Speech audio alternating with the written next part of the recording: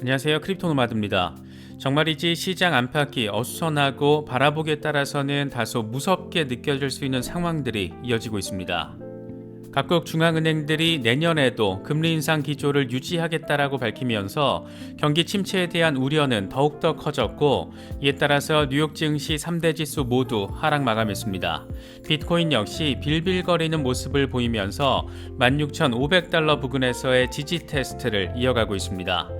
하나 기대 포인트가 자리하지 않은 상황이어서 시장 참여자로서는 더 힘들 수밖에 없는 시간이 이어지고 있는 모습입니다. 사실 증시에 대한 압박도 압박이지만 암호화폐 시장 내부 상황이 더 심각하게 느껴지기도 합니다. 먼저 바이낸스와 관련된 이런저런 소식들입니다.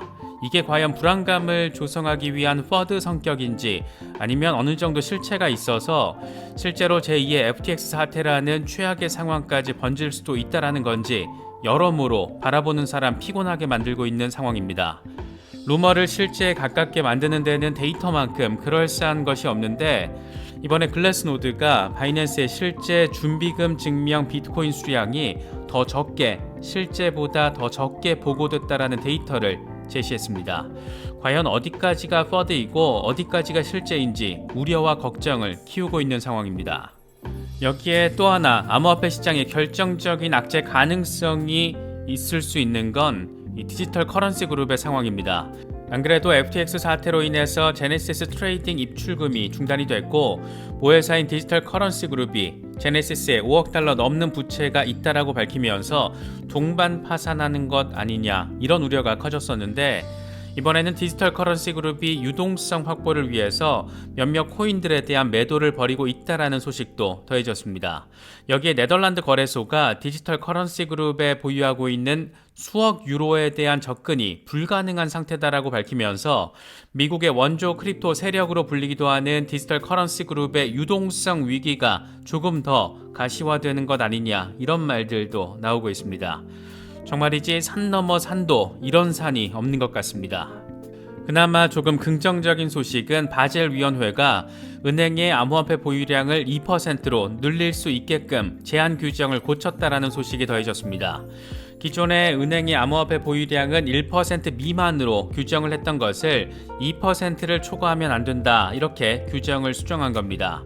강세장 상황이었다라면 이건 역시 비트코인의 반등을 이끌 만한 재료가 됐을 텐데, 지금 상황에서 이런 소식이 나오다 보니까 그냥저냥 지나가게 되는 것 같습니다. 그래도 중장기적으로는 은행들의 진입이 지금보다 더 커질 수 있다라는 걸 보여주는 부분이라는 점도 참고하시면 좋겠습니다. 크립토 블라블라 채널은 먹거리 복지 전문 NGO 우양재단과 함께 연말 기부 챌린지를 진행하고 있습니다.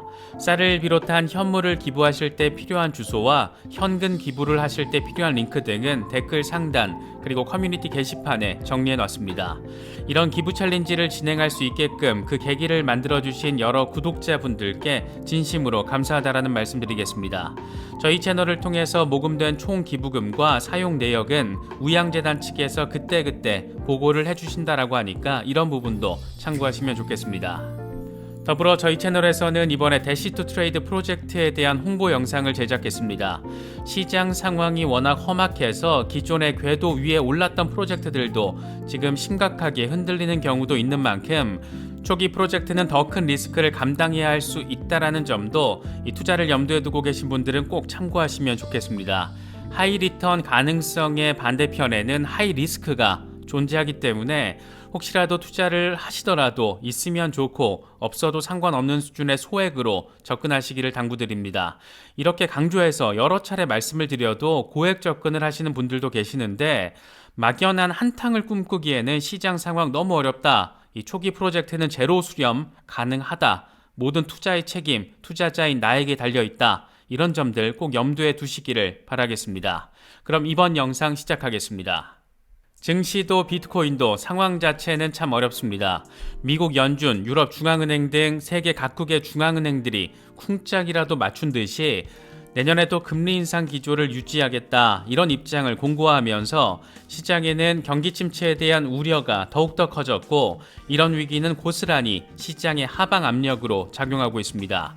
이에 따라서 뉴욕 증시는 3대 지수 모두 하락 마감하면서 연말 랠리도 미드텀 랠리도 이렇게 물 건너가는 건가, 이런 생각을 더 강하게 만들어주고 있습니다. 비트코인 역시 상황은 마찬가지입니다. 17,000달러 밑으로 빠지더니 16,500달러 지지라도 지켜주면 다행인 그런 상황을 확인해주고 있습니다. 최근의 흐름을 바라보고 있자라면 언제 비트코인이 2만 달러 위에 자리하고 있었나, 그런 생각이 들 정도로 약세장의 분위기가 참 깊게도 자리하고 있다라는 점 새삼 느낄 수 있는 부분입니다. 공포 탐욕 지수는 하루 전보다 1포인트 빠진 28을 기록하면서 여전히 공포 단계가 이어지고 있습니다. 비트코인 도미넌스의 경우에는 소폭 올라서 42%대 위에서 자리하고 있는 상황입니다. 시장 분위기가 이렇다 보니까 강세론자들 역시 조심스러운 뉘앙스를 담아서 분석을 제시하고 있습니다. 먼저 캡틴 파이빅의 경우에는 비트코인 일간 차트를 기준으로 황소들이 중요한 저항 라인을 제거하는 데 실패했다. 비트코인 황소들은 강세 모멘텀 확보를 위해서 18,400달러 위로 올라서야 한다, 이렇게 설명을 했습니다. 함께 공유한 차트를 보면 하락 쐐기 패턴을 형성하는 과정에서 상단 저항을 맞은 것을 바라볼 수가 있는데, 지금은 아예 17,000달러 아래로 빠진 상황이어서 여차하면 추가 후퇴 가능성까지 염두를 해둬야 하는 그런 상황으로 바라볼 수가 있습니다. 대표적인 강세론자인 머스타시의 경우에도 만약 지금 수준에서 비트코인이 주간 종가를 마감하게 된다면 이건 기술적인 관점에서 두 번째로 가장 약한 약세 캔들로 바라볼 수가 있다. 지금 현재 단계에서는 강세를 기대할 만한 이유가 전혀 없다. 나는 올해의 경우에는 산타 랠리는 없을 거라고 바라보고 있다. 이렇게 완전히 김 빠진 분석을 제시했습니다. 미국 연준의 긴축 기조 유지 발표 이후에 시장이 얼마나 얼어붙었는지, 우리 마음이 왜 이렇게 불안한지 그 배경을 다시금 느낄 수 있는 부분입니다. 스탁머니 리잘드의 경우에도 비트코인 주간 차트를 제시하면서 하단 지지라인을 붙잡아 주기만 하면 좋은 기회가 올 수가 있다, 이렇게 짧은 멘트를 제시했습니다. 함께 공유한 차트를 보면 지금 상단 저항을 2번 맞았고 하단 지지라인에서의 세 번째 지지 테스트가 이어지고 있기 때문에 여기서만 지지를 잘 받아준다라면 반등 기회를 노려볼 수가 있다. 이런 아주 기본적인 기술적 관점을 제시하고 있는 겁니다. 지지받고 반등해주면 참 좋은데 이 외부 환경이 참 녹록치가 않은 것 같아서 암호화폐 투자자 입장에서 참 어렵다 요즘 상황, 이런 상황들 자주 생각하게 되는 것 같습니다. 지금 사실 자본시장 전반이 긴축 압박을 소화하고 있지만 암호화폐 시장이 더 불안하게 느껴지는 것은 내적인 불안 요인들이 이래도 되나 싶게 공포감을 조성하고 있기 때문입니다. 먼저 가장 우려를 키우고 있는 곳은 이게 참 현실이 아니었으면 좋겠는데 공교롭게도 바이낸스입니다. 과연 바이낸스는 FTX와 달리 안정적이냐, 이런 퍼드 성격의 루머들이 너무 빠르게 확산하면서 창펑자오도 이래저래 해명에 공을 들이고 있긴 한데 분위기를 반전시키지는 못하고 있는 것 같습니다. 이런 상황에서 데이터를 근거로 바이낸스의 입지를 흔든 것이 있는데 바로 글래스노드의 데이터입니다. 뉴스 BTC가 글래스노드 데이터를 인용하면서 보도한 내용인데 핵심은 바이낸스가 준비금 증명에서 비트코인 수량을 실제보다 더 적게 보고했다라는 겁니다. 글래스노드 데이터를 보면 바이낸스의 비트코인 잔액은 58만 4,600 BTC인데 준비금 증명에서는 35만 9,300 BTC로 돼 있는 것으로 나타나 있다는 겁니다. 준비금 증명이라는 게 우리는 고객이 맡긴 코인을 1대1로 언제든 지급할 수 있는 유동성을 가지고 있다. 그래서 FTX 사태 같은 유동성 위기 벌어지지 않는다. 이게 핵심인데 글래스노드 데이터를 보니까 1대1이 아니라 오히려 1보다 낮은 더 적은 비율만 준비금 증명에 들어가 있고, 그래서 혹시라도 출금 요청이 급격히 몰릴 경우에 유동성 위기가 발생하는 것 아니냐, FTX 꼴 나는 것 아니냐, 이런 우려로 지금 번지고 있는 겁니다. 안 그래도 FTX 사태의 여파로 인해서 시장 전체가 흔들리고 있는데 세계 최대 암호화폐 거래소라고 불리는 바이낸스까지 퍼드의 중심에 서면서 이래저래 상황을 더 어렵게 만드는 모습입니다. 물론 퍼드에 직접 대응하기 위해서 창펑자오가 나서서 라이브 방송을 진행하기도 했는데 오히려 이 과정에서 개인 지갑에 암호화폐를 보관하는 사람들은 99%가 돈을 잃을 것이다, 이렇게 말한 것으로 또 나타나면서 이게 또 하나의 다른 논란으로 번지기도 했습니다. 불을 잡으려다가 불을 더 번지게 만든 건데 과연 어디까지가 퍼드이고 어디부터가 진실인지 그걸 명확히 알 수 없는 개미들의 입장에서는 답답할 수밖에 없는 그런 상황입니다. 바이낸스도 바이낸스인데 이 못지않게 우리를 걱정하게 만드는 존재, 바로 디지털 커런시 그룹입니다. 안 그래도 제네시스 트레이딩의 입출금 중단 사태로 인해서 디지털 커런시 그룹에까지 우려가 지금 번져 있고, 이 과정에서 디지털 커런시 그룹이 자회사인 제네시스로부터 5억 달러 넘는 빚이 있고 추가로 빚이 더 있을 수 있다, 이런 의혹까지 더해지면서 이것들 싹 다 동반 파산하는 것 아니냐, 이런 우려까지 크게 번진 상황입니다. 디지털 커런시 그룹이 이 시장에서 갖는 상징성이 워낙 크다 보니까 시간이 좀 지나면서 더 나아지지 않을까, 그런 막연한 기대감이 있었던 것도 사실이지만 상황 자체는 그렇게 간단치 않은 모습을 보여주고 있습니다. 먼저 네덜란드의 암호화폐 거래소 비트바보가 디지털 커런시 그룹에 보유하고 있는 2억 8천만 유로에 접근할 수 없는 상황이라고 직접 밝혔습니다. 비트바보는 디지털 커런시 그룹이 유동성 문제를 겪고 있다. 문제가 해결될 때까지 상환이 중단될 것이다. 클라이언트들에게 오프체인 스테이킹 서비스를 제공하기 위해서 디지털 커런시 그룹을 사용해왔고, 디지털 커런시 그룹 보유 자금 이슈가 플랫폼에 영향을 미치지 않을 거라고 설명했습니다. 이게 참 너무 큰 돈이 얽히고 설켜 있다 보니까 어디로 불똥이 튈지 알 수 없는 그런 상황으로도 보입니다. 이런 상황에서 디지털 커런시 그룹이 보유 자산을 매도하고 있다는 의혹까지 더해져서 불안감을 더 가중시키고 있습니다. 온체인 분석가 윌 클레멘테는 저녁쯤에 베리 실버트의 디지털 커런시 그룹과 관련 있는 몇몇 코인들, 파일코인, 호라이젠, 이더리움 클래식, 니어, 이런 몇몇 코인들에 대한 매도가 이어졌다. 이건 디지털 커런시 그룹의 자체 매도일 가능성이 있다라고 주장했습니다.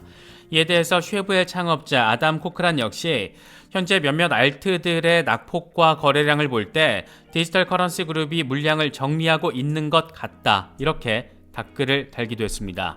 만약 이게 사실이라면 디지털 커런시 그룹이 유동성 확보를 위해서 보유 코인들 일부를 정리하고 있다는 건데, 얘들이 이 가진 물량 자체가 워낙 크다 보니까 이게 자칫 시장을 덤핑시키는 계기로 작용하지 않을까, 그런 우려까지 지금 키우고 있습니다.